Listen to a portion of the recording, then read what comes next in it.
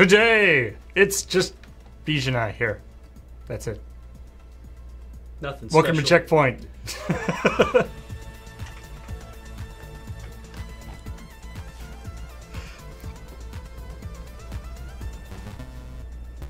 Hey everybody, it's us.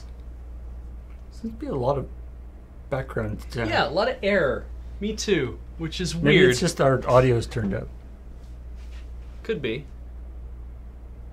That's Anyway. very weird. Hey everybody, how's it going? We're doing the Chillpoint today. Graham and Kathleen are both busy for a variety of different reasons. A variety of reasons. Yeah. Yeah. And so, yeah, I was just going to talk about gaming news myself, and then Beej came in, and I was like, hey, Beej, you want to come in here and also talk about game news? Yeah. All right, so, yeah, so for those of you who don't know, normally we do, we do Checkpoint, we do the recording, we do the thing, and then we talk about, either give you more info about the news that we talked about, and then talk about stories that we didn't do on the actual episode of Checkpoint. We're going to do that now, just we're not actually going to do the episode of Checkpoint. Yeah. Wait, we could go to this. There we go. There we go. Now it feels a little more like... Keep it old school Checkpoint look. Yeah. All right. All right. So yeah. Stuff that now, GDC happened last weekend. It is over. Yes. Okay. It is over. All right. But I feel like we were kind of still in the doldrum. Like last week was the pre-GDC ramp up. Nobody wanted to announce anything, and now we're the post-GDC. Everyone's actually just coming back. Right. Yeah. So everyone's worn out. So the news was a little bit anemic, but important news. Pylord just subscribed for 18 months in a row. And GSC Europe for 10 months in a row says, oh no, wait, it's GSC Europe 9 months, or maybe it isn't.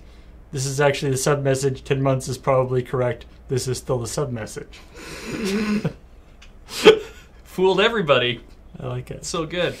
And Zinran is a new subscriber. Welcome to the show. Glad to have you. And featuring me for 22 months in a row says, dear Chill Pointers, have a chill sub. It's a chill 22.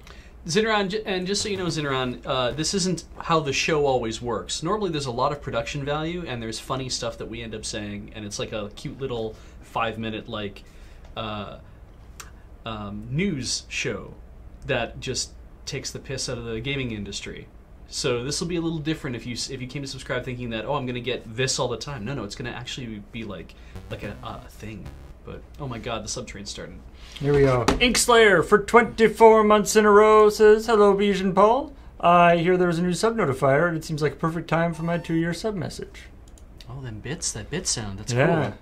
Lunatic93 for 16 months in a row. Burning some vacation hours this week. So I get to watch Beej and Paul live today. New notification thingy in the corner. Yay. And Chill Bits for Chill Point. Thanks to Seg. And Malazim is a new subscriber. Welcome. And 302 Dave for 3 months in a row. Take Amazon's money for production value. That's right. You can use your Amazon Prime to get a Twitch Prime subscription to subscribe for free to anything on Twitch. And Rhapsody 032590 for 5 months in a row. First time subbing to Checkpoint. Keep up the great work. You are some of my favorite people. Well, thank you, Rhapsody. Yeah, I was saying we changed. We put in this new notifier last week, and honestly, the best thing to drive bits and subs is if I just put out new notifiers every couple weeks. People be like, ooh. Just reskin this thing every so often. Yeah, that's good. And I just subscribed. Thanks, WNW Nevik, for my subscription. Nice. Which, by the way, thank you very much, because that's actually quite handy for me. Because I mean, obviously, it's nice to be subscribed to the channel. That's true. I agree. But also, there's the Twitch Prime rewards. and which by the way they're giving away a bunch of like loot crates and free video games these days. Wow. Okay. So if you have Twitch Prime, you should get in on that. And up at the top corner, there's a little thing like crown. And also things on my stream. Hey, yeah, wait a minute. Paul LRR isn't even my Twitch title. No, I was going to say that's not your actual title. Wait, who's Paul LRR? Yeah. It's very handy that whoever Pauler is. I got confused. Unless that's a brand new account they created specifically for you and they haven't given it to you yet. Maybe. I don't know. That's real weird. The bit notifier sounds like weird 386 computer noise. I mean, do you recognize the sound that the bits make? It's the one of the stings from our title sequence. That's indeed. That's correct. It's yeah, that noise might change in the future. Yeah, I've received some feedback that people find it a little bit irritating, high pitched. So that might change. Yeah. Oh, look at that. So, which, by the way, if you didn't know, people these wonderful 50-bit from Contingent Cat and Comoti Top. Yeah. At the different tiers of bit amounts. Yes. So there's like gray and purple and blue and stuff. And red is like the it makes different. The sound effect becomes higher pitched as the amount goes up. That's really cool. That's also would be really weird because on live is usually when we get the biggest drop of like people dropping like 1,000 or 5,000 bits or whatever, and we'll never hear them. I mean, you will maybe. I don't know if you have that activated or not.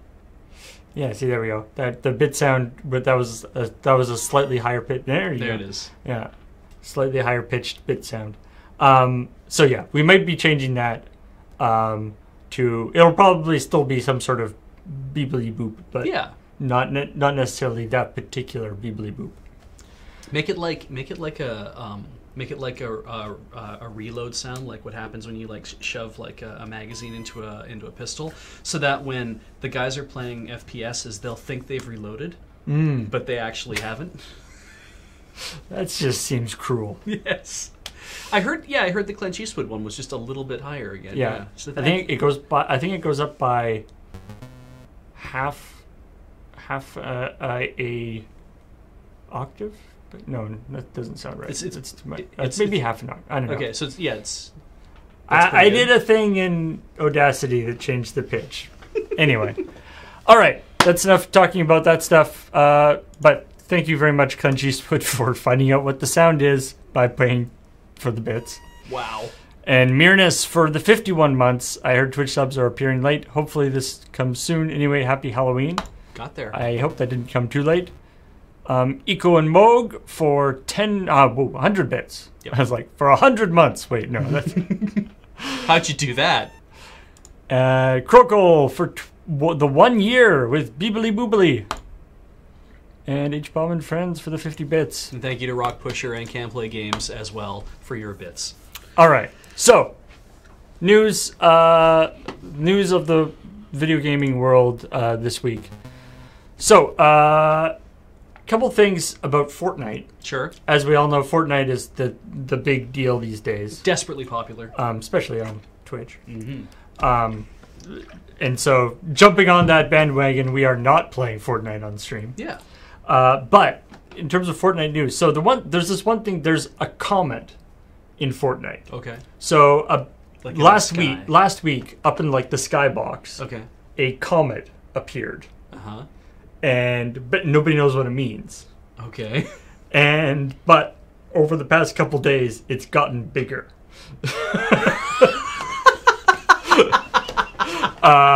And so people are assuming this is going to be some sort of like event thing, or they're going to like change the map by like replacing one of the cities with like a big hole. Yeah, big crater. Yeah, that's good. But it seems like it's kind of a fun way of doing it by just being like, oh, and also my favorite part is this is on Kotaku. They sent a thing to to the Fortnite developers to, get a comment from them. Okay. And they just sent back. They sent back the image of that weird dude who talks about aliens. I'm not saying it's aliens, but it's aliens. They sent that back. Is what the Fortnite developers sent back to Kotaku. So I don't know. It's probably mostly just a troll to just kind of be more interesting, but I find it very funny. Yeah, I can buy it. Odyssey of Odd Ducks. Thank you for the 3 months in a row subscription. The other thing about Fortnite, and we talked about this a little bit last week, is that so Fortnite and PUBG are both on mobile now. Yes. And weirdly enough, are apparently really good on mobile. Okay. Like, they're a lot of fun, and actually, like, control pretty well. Okay. In the sense that it's actually, like, playable. Which is, for, like, a fast-paced shooter-type game, is unusual. Especially since on Fortnite, you can cross-play with people on PC. Right, yeah. The problem is that kids are playing it in class. Yes. To such a degree, because the thing is, people will like, either because Fortnite, you can of course not only play it, you can be watching you can be just spectating people play it. Right. You can be doing it, and then the other thing that is really big with the kids these days is Snapchat, and so people like play it, and then they like post on Snapchat their wins and stuff. So it's sort of a combination of a bunch of things that are very distracting for kids. Right. And kids have phones in class now because you can't. Because that's the way things are these days. It. Yeah. Old man shakes fist at cloud. So there's on Reddit, a teacher complained about this, and they put a message on the startup screen. So they can have like messages and stuff. Okay. And they put a message on the startup screen that says, Mr. Hillman says stop playing in class. That I guess sometimes pops up. That's good. So, because Mr. Hillman wanted to mess with his students, I guess. He complained on Reddit. They're like, well, you know what? We can make this happen for you, Mr. Hillman. That's good. I'm a little sad that there are 8-year-olds out there who could kick my ass in Fortnite doing it on a phone while they're in class, and they get to have a phone in class, and the fact that they get to have a really cool smartphone that can play Fortnite mobile in the first place. So there's just a whole bunch of things that are making me feel like very old. I remember we had in my grade 11 or 10, I think it was grade 10 math class. Mm-hmm. It was a great, the teacher, was a good teacher, but he just didn't care about kids messing around in class. As long as you weren't distracting other people from learning, he was just like, look, if you want to screw up your marks, if you want to screw up your thing, that's fine. But it got to the point where there's kids in the back of class doing the thing with the TI-83 calculator that you could run Tetris on, right? Yeah. But you could connect it through a link. There was a link cable that connected them, and so there was actually kids sitting at the back of the class linked together across the aisle, playing to the point where the teacher had to actually walk around. Oh my god! Playing head-to-head Tetris, essentially. Yeah. But yeah, Tetris on the graphing calculator was pretty much the epitome of in-class gaming that I had. I went to school for years, as you do, and never was many years. I know, right? And never was I allowed to actually bring. Actually, now that I think about it, this is a weird thing, but I was never allowed to my mother would be like, you can't take your Game Boy to school. It was literally you are not doing that. And then I got a graphing calculator when I was in grade 12, so I'm already almost out of school anyway. And the one that I got was not one that could actually play Tetris or do any of those things in the first place. And there were kids in my class with the TI-81s. Nobody had a TI-83, but there were guys who had TI-85s, and they could do the real fancy stuff. But yeah, it's I remember watching one of them being like, yeah, I can play Tetris. I have a little Mario type game that I can do. I'm like, wow, that's so rad. And I'm like, I have a Game Boy at home that's way better than this thing. But I was jealous of the fact that they could do that. And I'm like, ah. And now kids just have smartphones in class because why not? smartphones were start like not even necessarily like real smartphones, but like advanced like flip phones, cell phones yeah, cell phone. were coming in when I was sort of about to graduate, but there was like a basically like keep it in your backpack. Yeah, it's for emergencies only kind of thing. Fair enough. Anyway, our goodie 2016 for 2 months in a row. Jedi Transmit for 9 months in a row. I'm assuming our goodie, like everybody, has put their birth date as the second part of their username. So they're born in the second month. So, in the 16th day. I was just assuming they're a 2-year-old. Oh, okay, that's good too. Welcome to Twitch. Good subscribing, our goodie. Well, give us your Twitch Prime prescription. All right, what else we got going on here? There's a couple of Ubisoft pieces of news as well. That's true. So, Far Cry 5, big game coming out. Apparently super good. I mean, it's Far Cry. Yeah. If you like Far Cry, you'll like it. It's more Far Cry. It's more Far Cry, but it's supposed to be quite good if you're into Far Cry. But the best part about it is you have an animal companion that is an amazing doggo. Oh, okay. Everybody is like apparently it's not only a cute dog, but the dog is like really well sort of actualized and sort of programmed, and he helps you out and does all sorts of stuff. Nice. And is adorable, and to the point where, like, I was reading one article where it's saying like it really actually is a problem because I'm so like protective of this dog. Like, I don't want to get into like firefights and stuff, right? Because I'm afraid the dog is going to get hit. Oh, which is kind of like the Fallout thing as well. People were like people like love dog meat so much. Yeah. And they're like, I have to protect dog meat. And it's like, no, you have to live. It's like and the dog, respawns. It's not like it's dead if it gets killed. And like, you have human companions as well, and don't care about them. No, they should be smarter. They shouldn't get shot. Dog doesn't know what a bullet is. But the big problem is the dog cannot ride in the car. You can't, like, you do a lot of driving in Far Cry 5, and human companions can get into the passenger seat beside you. The dog cannot get into the car, which means that if you jump in a car and drive, the dog has to, like, run along behind. That sucks! It's apparently a lot faster than you would expect. I bet. But it can get lost, and then it's very sad. Yeah, why don't you let the dog ride in the car? And there's like pickup trucks. You could like ride in the back of the pickup truck. Yeah. Which is like not a good idea. Please don't. No. But I'm pretty sure there's like a whole genre of country songs involving dogs in the back of pickup trucks. The thing is that if they allow that, my understanding is that you can also make friends with a bear.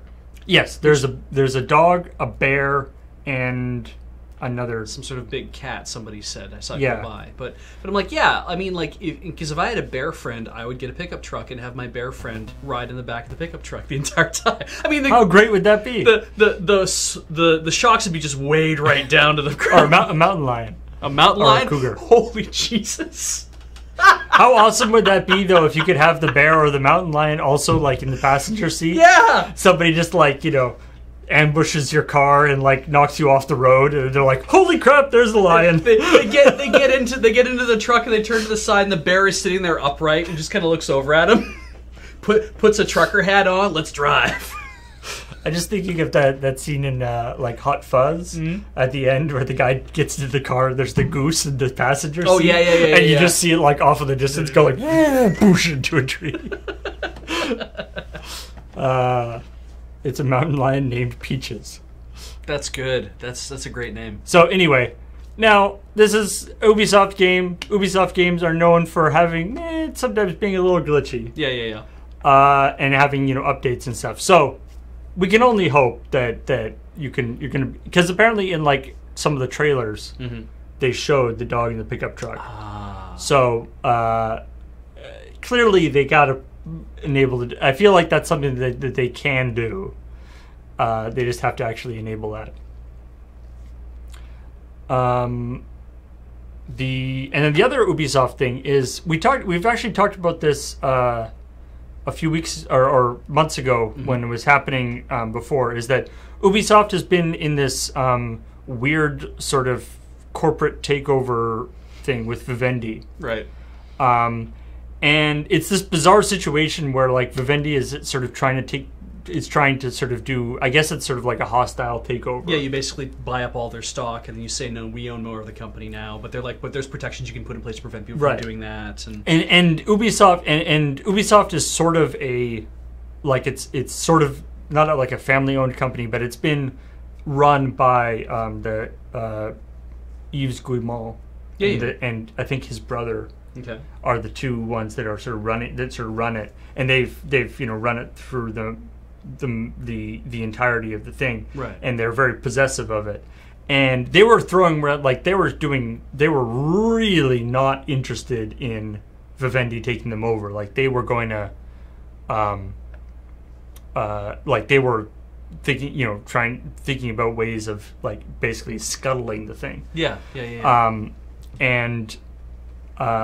And it's this bizarre situation because you would think, especially with a company like Ubisoft, that it's like even if Vivendi got their way, eventually after however many all the legal stuff, then they're going to spend a total billions of dollars to own 51% of a company that is probably going to lose like all of its like top people because they're all going to leave because they don't want to be part of it. Yeah. So they're going to sort of own the shell of the company, which is not they're not going to actually own any of the valuable stuff. I mean, you can look at it as an acqui-hire, but most of the people are going to say, no, I'm leaving to go do something else. And I can see why the Guillemot brothers might be like, I would rather you not, and I would rather just keep running my own company than having to taking all this cash, quit, and then have to start a new company and hire in new people so we can keep doing what we want to do. It's bizarre to sort of the way the story has kind of played out with Ubisoft, of all people, being like the scrappy like indie developer underdog when Ubisoft has literally like 15 or 20 studios around the world. Yeah. It's not like Ubisoft is and they acquire other people and stuff. Anyway, it's been kind of resolved now because Tencent has bought a chunk of Ubisoft. And not a big chunk. No, like 5%. Yeah. And apparently it's sort of non-controlling stuff, so they're much more okay with that. Yeah. And it's sort of, and the idea is that basically that infusion of cash allows them to be safe from any other takeovers. Yeah. And it's sort of one of those things that they already had a relationship with Tencent because all the publishing the Assassin's Creed games and the Far Cry games in China, although probably not the Far Cry games now I'm thinking about it. There's a lot of aspects of the Far Cry games that probably would not fly in China, especially Far Cry 4. Yeah. Doesn't that take place in basically Tibet? Yeah. Yeah, pretty much. That seems like that would be not popular. Though I thought the idea with the one in Tibet was that there was a guy there who was like, the bad guy is from there, but anyway. Yeah. I don't know how that all plays out, but it's certainly like there's a reason. The thing is that like there's a reason to be concerned to thinking of because if you haven't heard of Tencent before, that surprises the hell out of me because they are massive and we've known about them for like at least 2 years now in the West, and I think that everyone had heard of them, but I guess not everyone has heard of them. They're very, very big, and as a Chinese company that's kind of like and apparently Polygon's article says they're the world's biggest gaming company.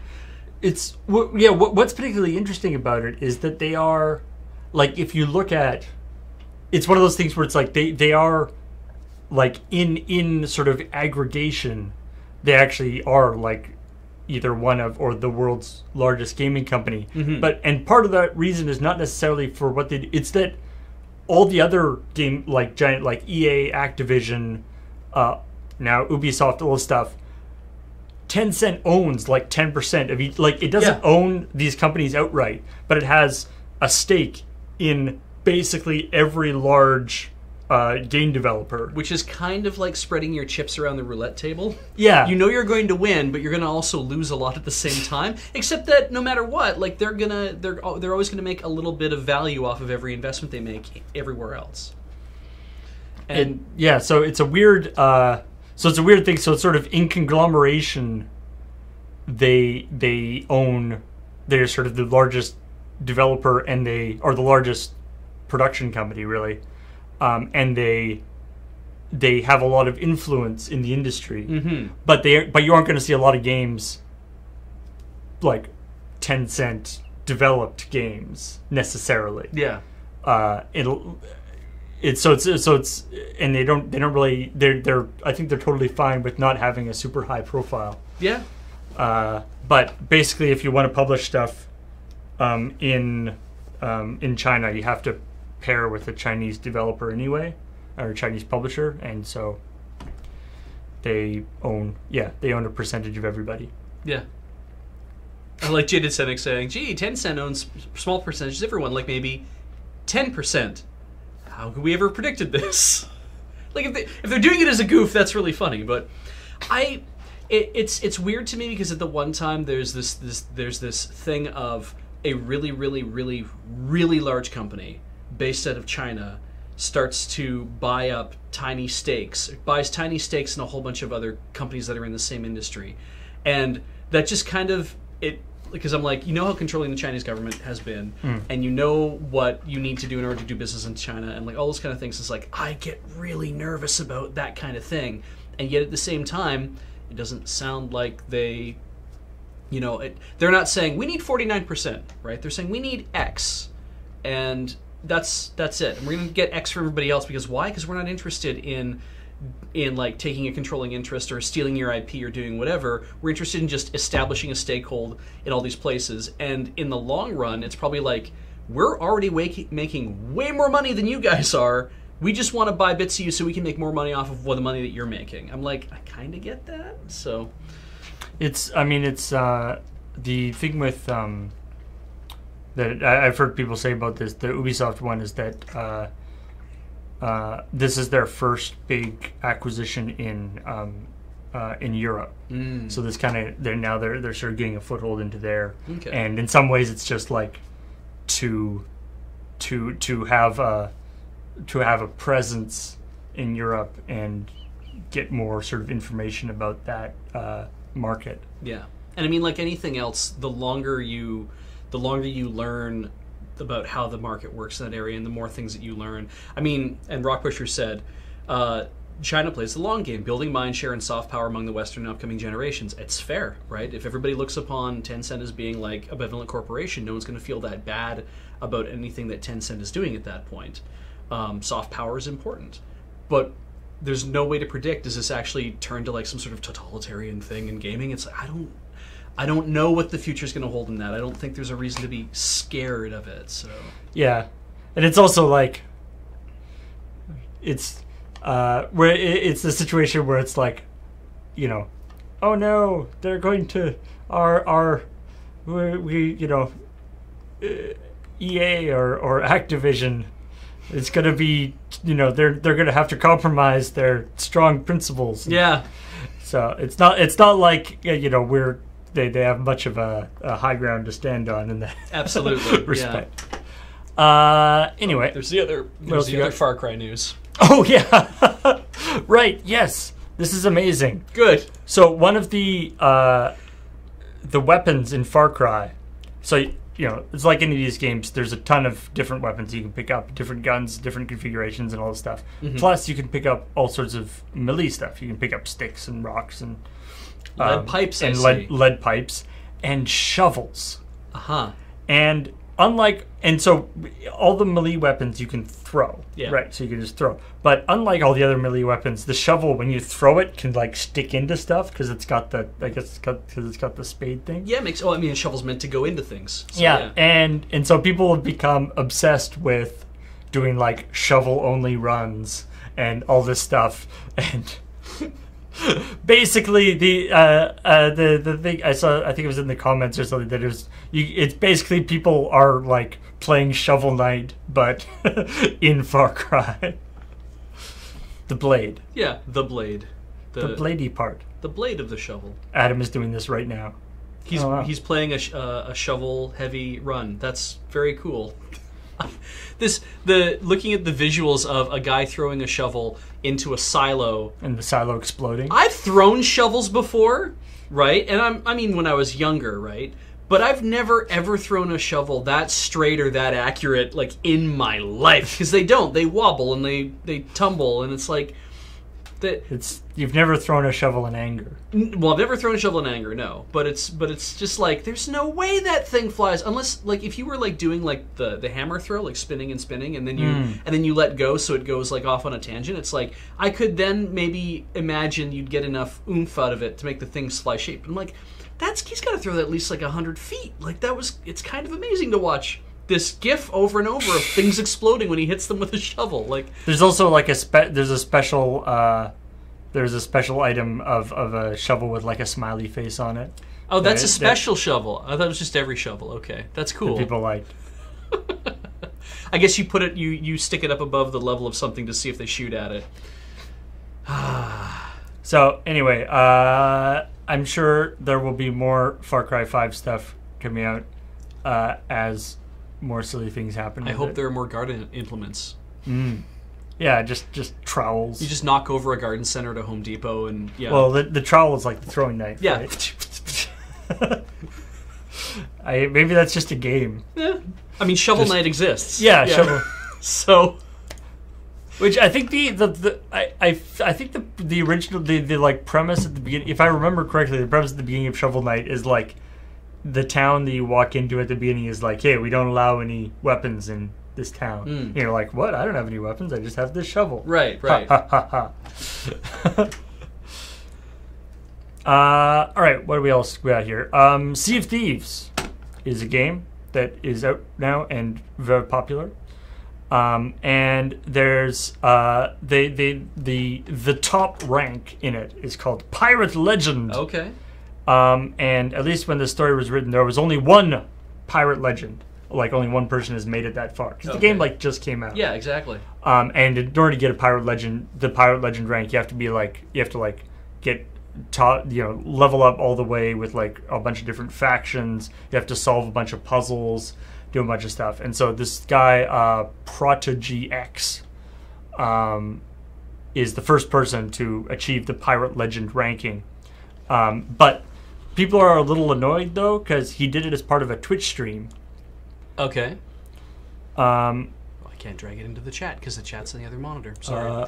Yeah, you can. There's another. There's another chat window there if you want. Right.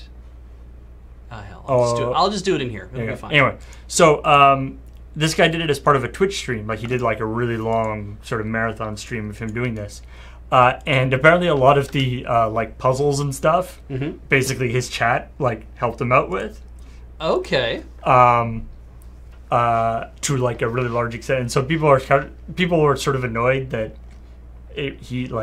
he didn't get the thing. He crowdsourced his level because there's a lot of puzzles and things, and that the idea is that the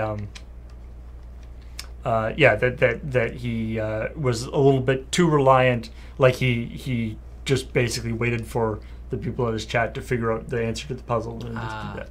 Okay. Which, I mean, there's been this like weird backlash against the guy, and the guy's like, I just wanted to see what happened when you got as far as I could Pirate Legend. Yeah. Like, I never, like, I'm not saying that I'm the greatest player of this game ever. Yeah. But. Yeah. But I made it all the way to the highest level, and now here I am, and now everyone's mad at me about it. It's like, well, and someone was going to get here at some point. Also, to be fair, there is, in terms of, crowdsourcing Twitch chat to solve puzzles for you, that's, I call that a double-edged sword. A double-edged shovel, if you will. It requires, it's not straightforward. It does require a little bit of, to know, when you're being bullshitted. To know which of the responses are the actual one. Yeah. Is not necessarily, it's not just straightforward. So, exactly. If the solution to the puzzle is go left, then yes, he'll do very well. All right, what else we got here? Oh yeah, PC building simulator. Wait, I loaded this up on Steam. We can actually view it here. Yeah. I had a good laugh when I saw this. I'm like, oh, this is clearly not taking it seriously. And then I saw the amount of effort that was put into this. I'm like, yeah. Okay. So this is it's a PC building simulator. Yeah. Made that you can build your. Wait, I think there's a video in this.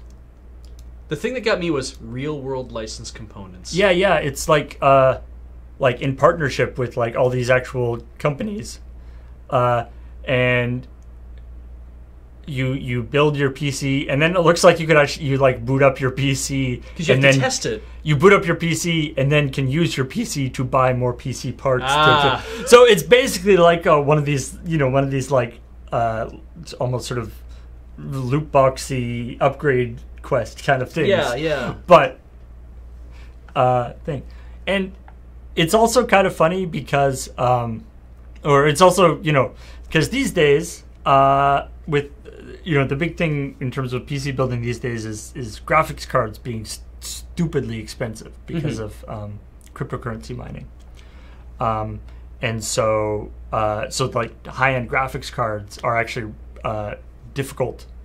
Or they're really expensive to get these days.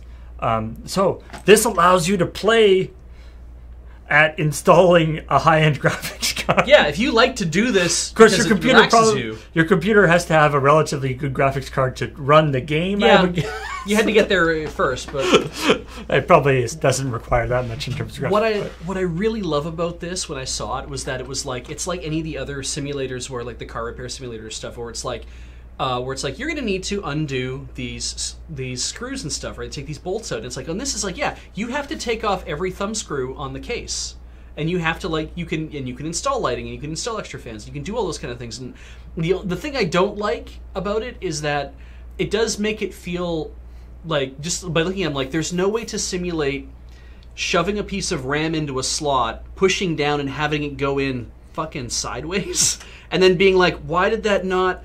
Okay, I gotta pop that in, gotta get it back in, and I gotta push down, okay, and now it seats, and... What they need to do is get the physics from, like, Surgeon Simulator. Yeah, yeah. So you're just like... just kind of throwing stuff in there.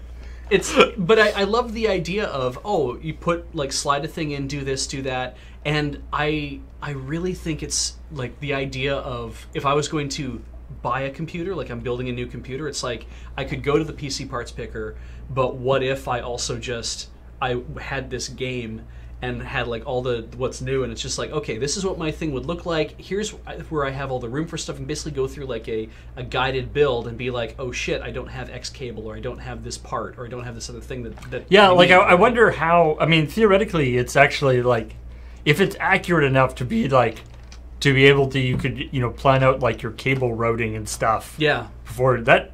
Is actually pretty cool. Yeah, because in the next step after this, especially with all the licensed whatever's from the company, the step after this is you get companies like Newegg involved, and like I mean in Canada, Memory and then so Express, it's like okay, I like it, and then you push a button, and then that computer comes to your house. Yeah, and maybe it's not, and it might not even be assembled, right? It's just like we're gonna all the parts you just put in the thing. Here's the whole list of it. Press purchase. Boom, you've bought it. Mm-hmm.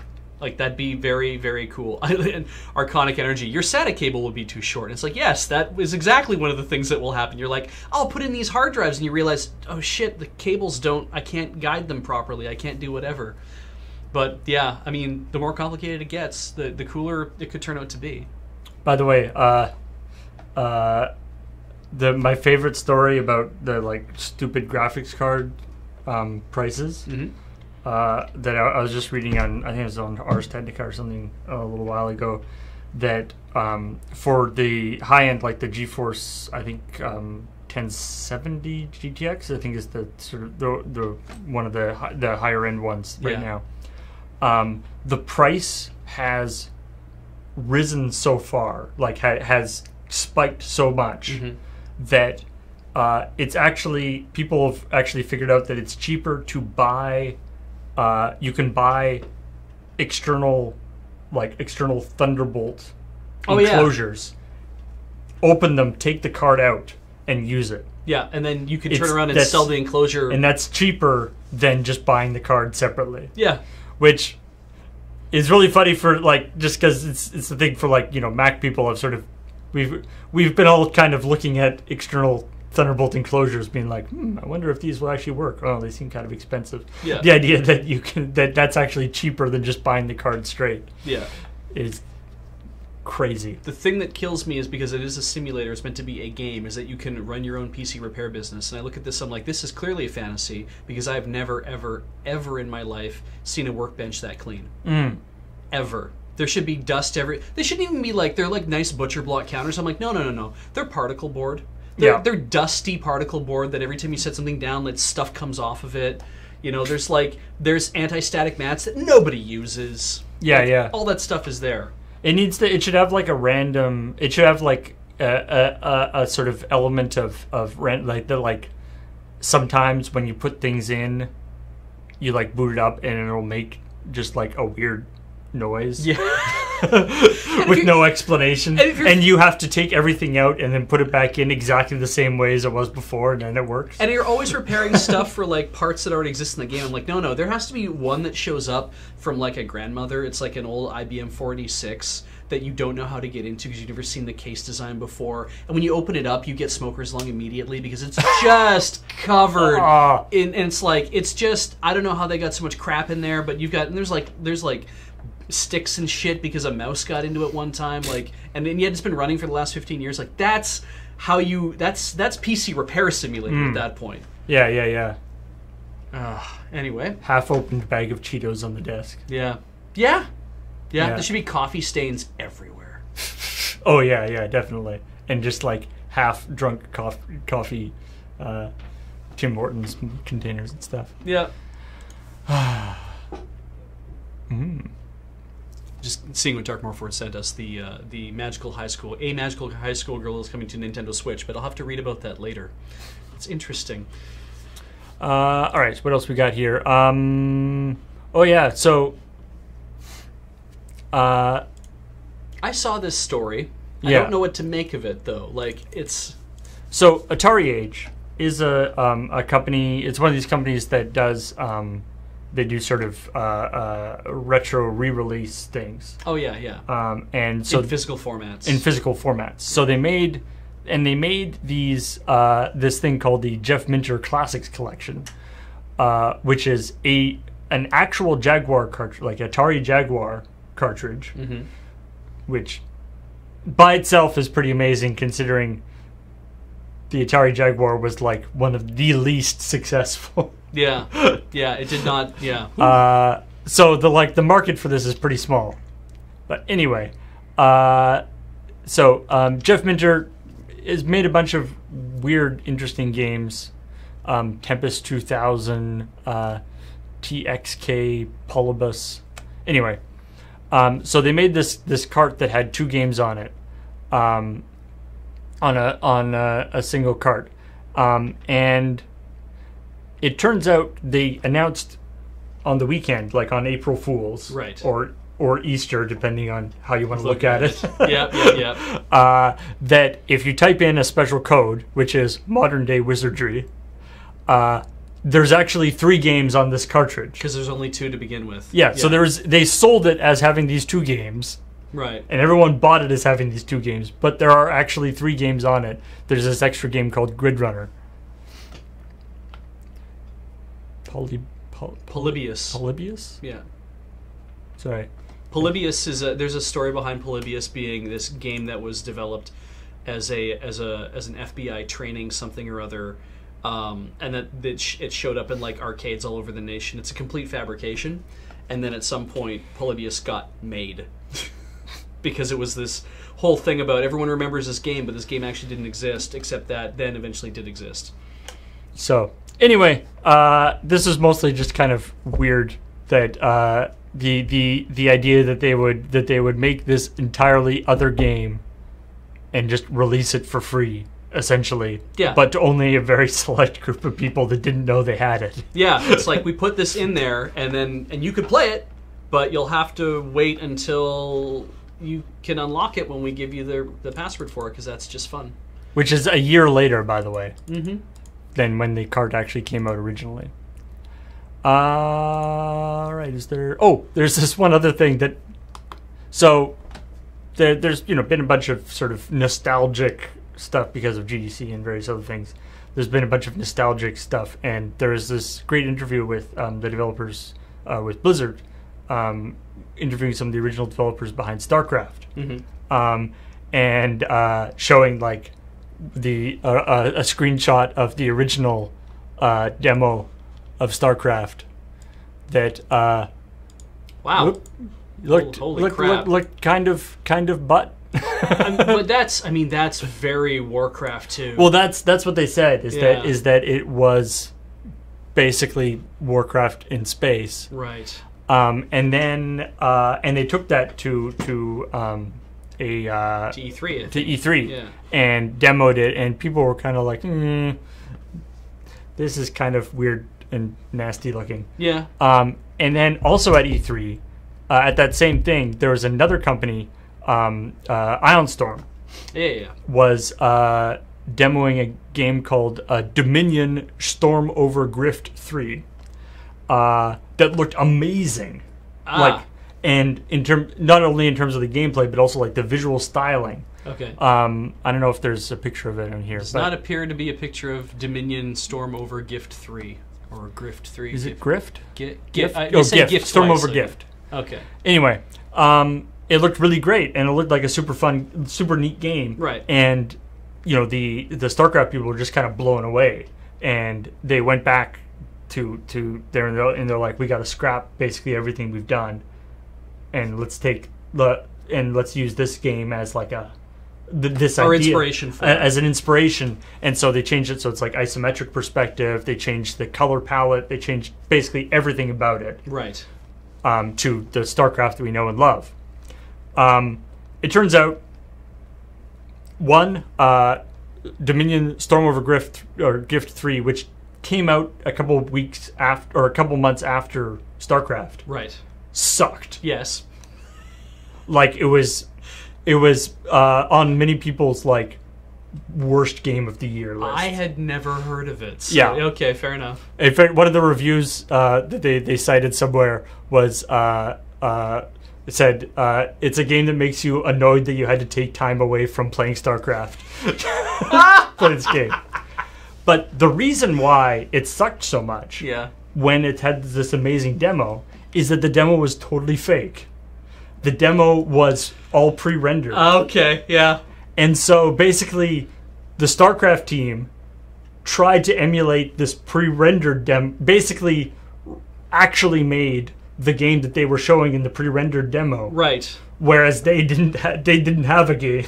They made a crappy game. StarCraft actually turned into the game that they showed in the pre-rendered demo.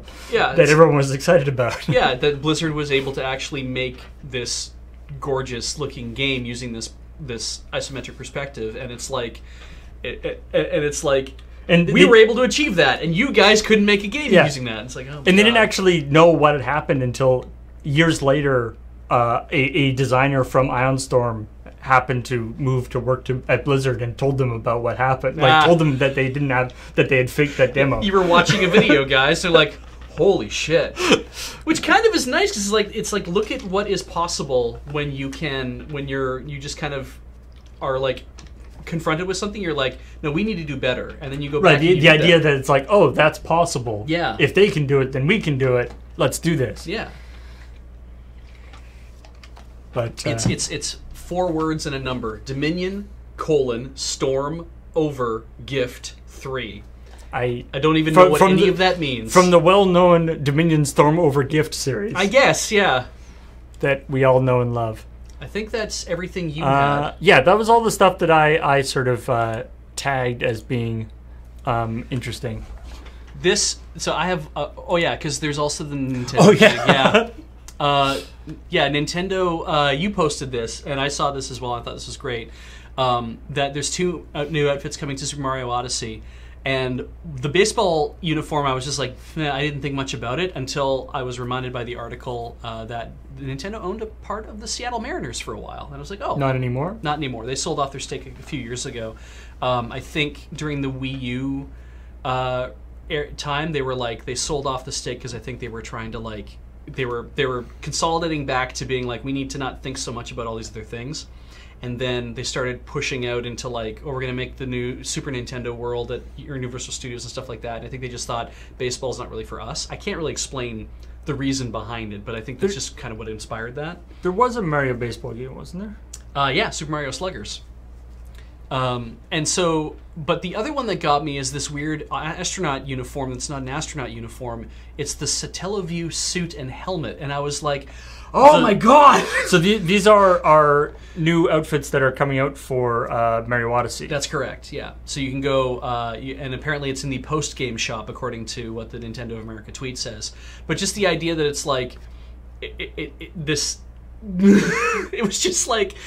The Satellaview was something you added to the Super Nintendo. It's like, how many people at Nintendo even, like, would have worked on that? Right. Well, it was launched in '95, only in Japan, never came to any other market. And the Satellaview was how they did games like there's special editions of Zelda and special editions of a few other games. I remember hearing about that some hackers had actually done a thing with Zelda where they were going to actually like replay it. Yeah, and then like we could take that and we were able to recover from recordings of the radio broadcast, but you know it's a broadcast over satellite. They were able to rebuild that and be like, now we can make the game so it's replayable. You had to like go play at a certain time, I think, and you only play for about an hour's period of time. I think there's like a rebroadcast later, but it's like you're supposed to play along with it. Yeah, it was weird. Like it was actually like real time. It was quite.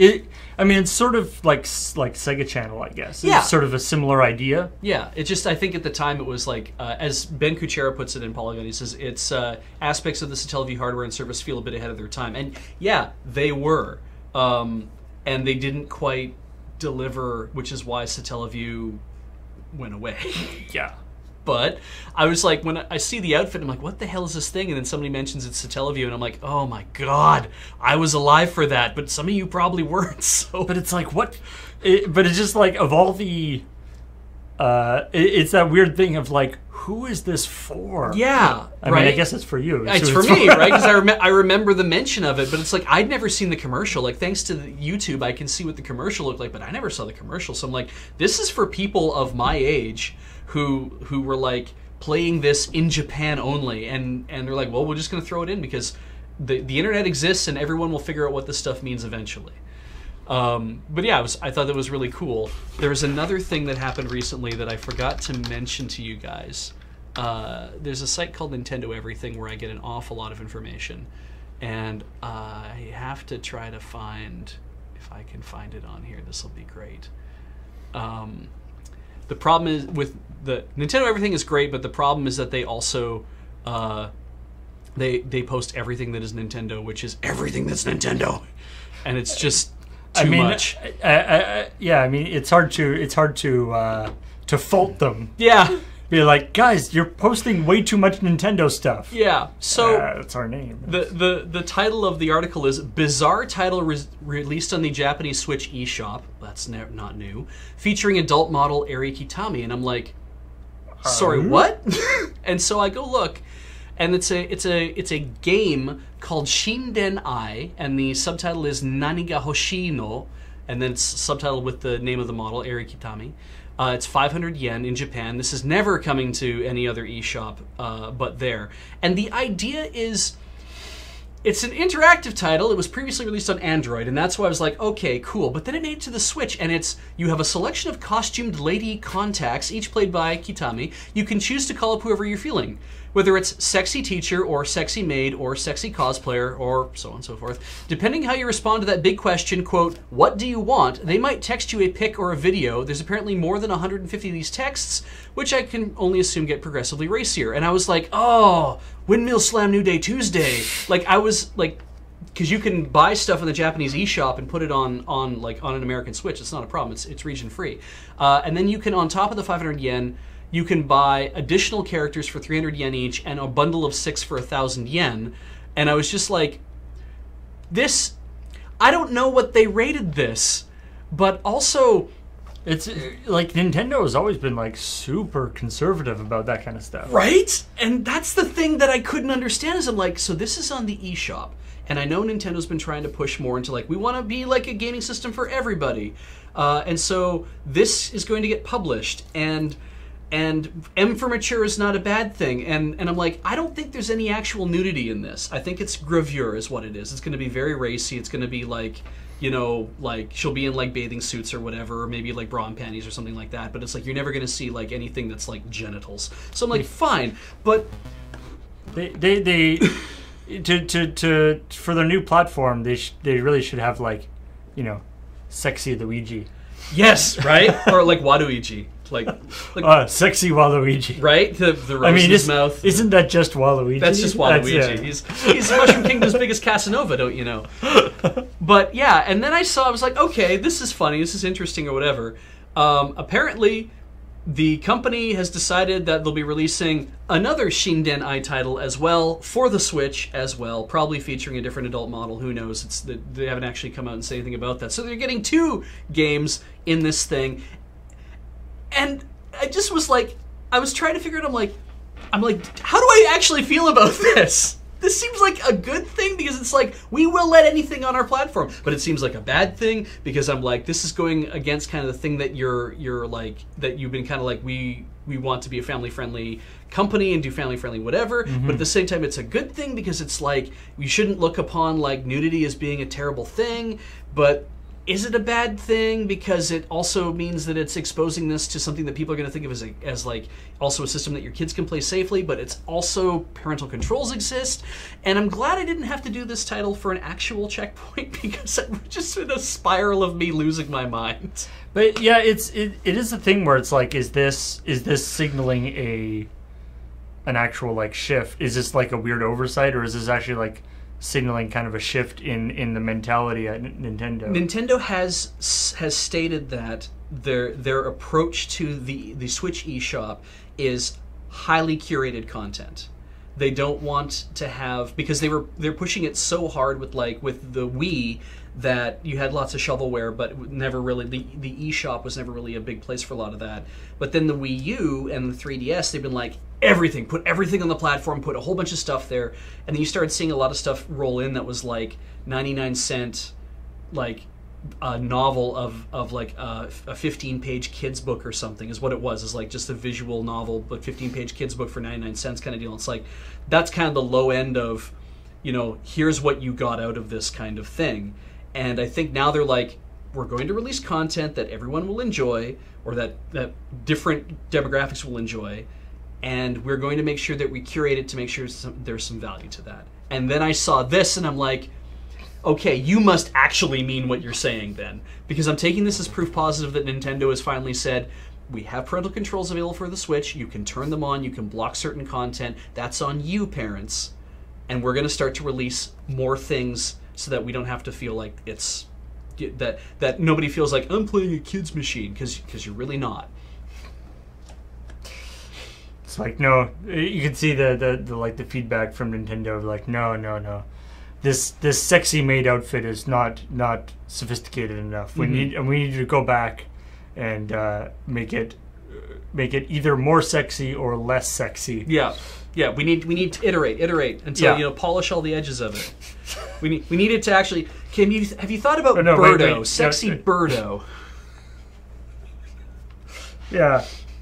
To any aspiring Switch game developers out there, probably sexy versions of Nintendo IPs is not like the best way to go in terms of getting your thing approved.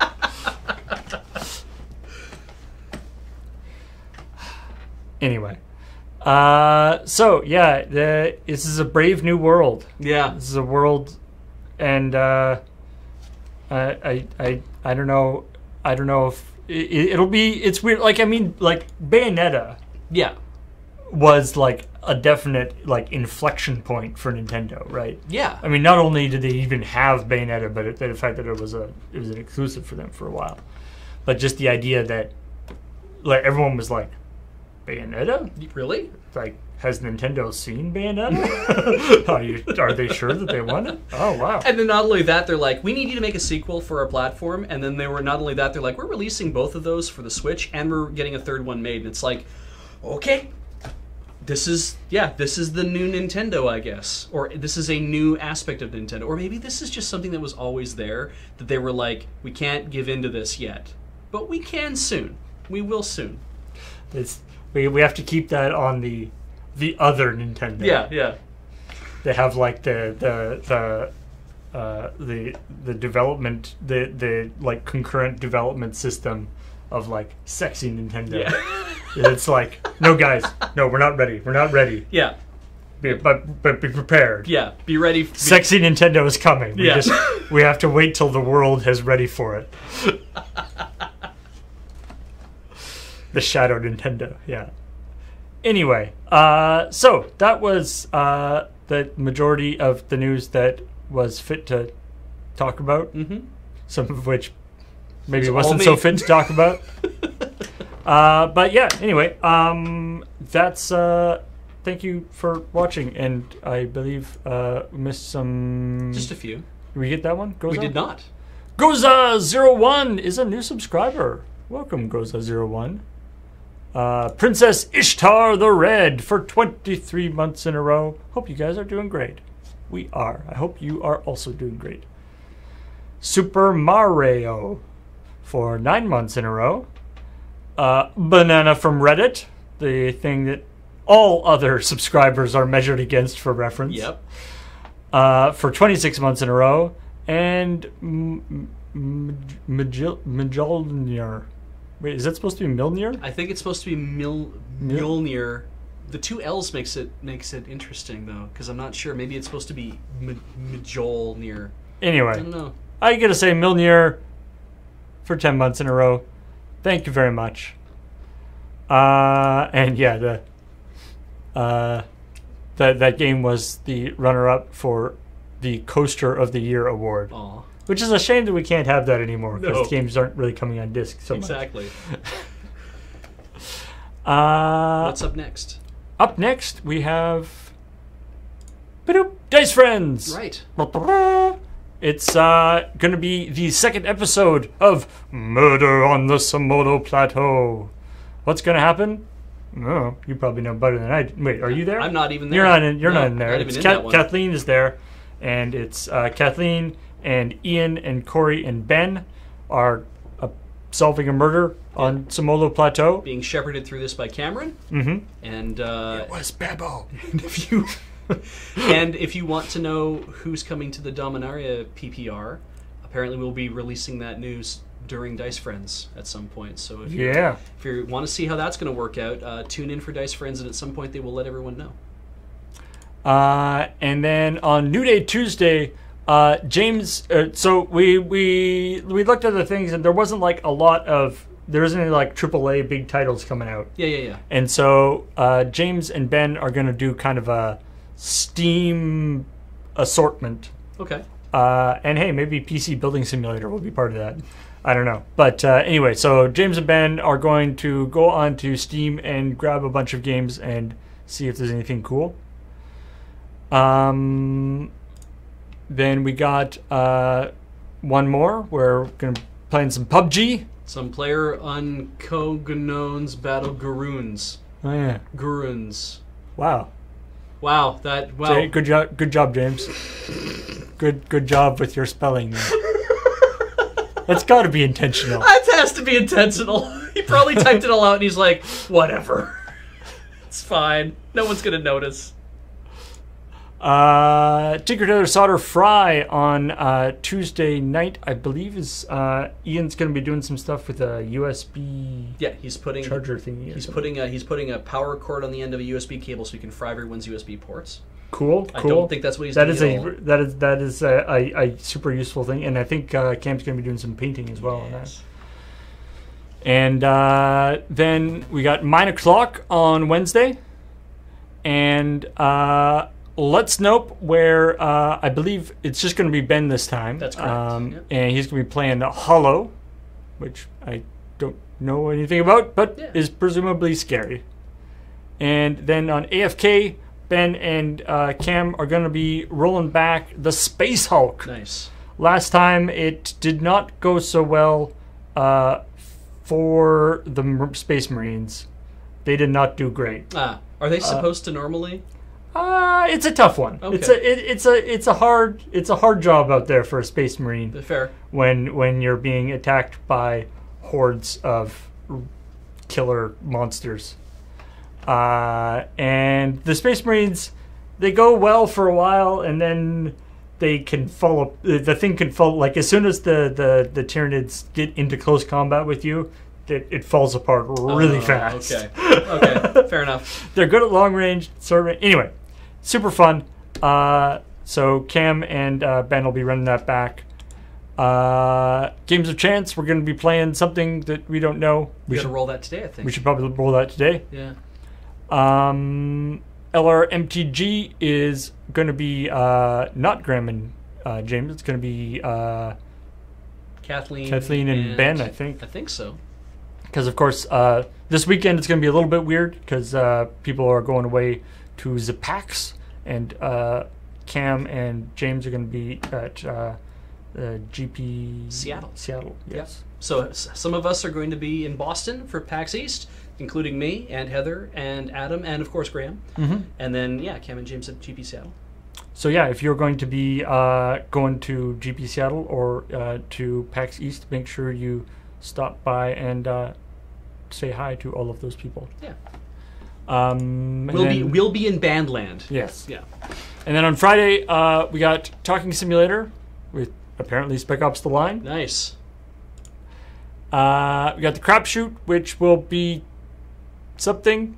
Very understaffed. It may be, We'll have to see how the Crapshoot will turn out, but something will happen. And then on LRMTG, aka Friday Night Paper Fight, I believe we're doing a Highlander games. Yeah. So that's the current thing. Like I said, keep an eye on the Twitters and the live page and the event page and all that stuff, because things might be a little bit variable coming at the end of this week. Turned out it's still Night in the Woods. It's for Talking Sim. It's not quite Spec Ops: The Line yet. Spec Ops: The Line yet. So there we go. They're delaying it. # blame James. That's fine. Thank you to everyone who subbed, and thank you to everybody who, because we have a few more here, but also thanks to everybody who backs us on Patreon, patreon.com/LoadReadyRun. Yeah, especially in just the end of last month, and I guess maybe we did that YouTube update where we talked about some of the stuff we're doing, and I guess that made people happy. Yeah. And so we got some nice supporters there on the Patreon. Thank you for that support there. And thank you to Quest Here for the 4 months of support. CheckPoint is my #1 source for sexy Nintendo news. Mine too. I suggest you don't look too strongly for other sources of sexy Nintendo news. Try not to Google that. Yeah, you will probably find it, but that may not be what you actually wanted. No.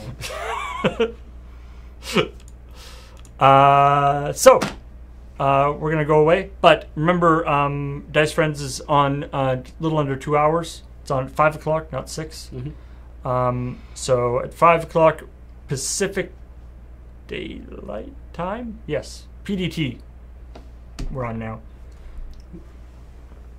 Talk to later. But yes. All right. We will talk to you later. Bye.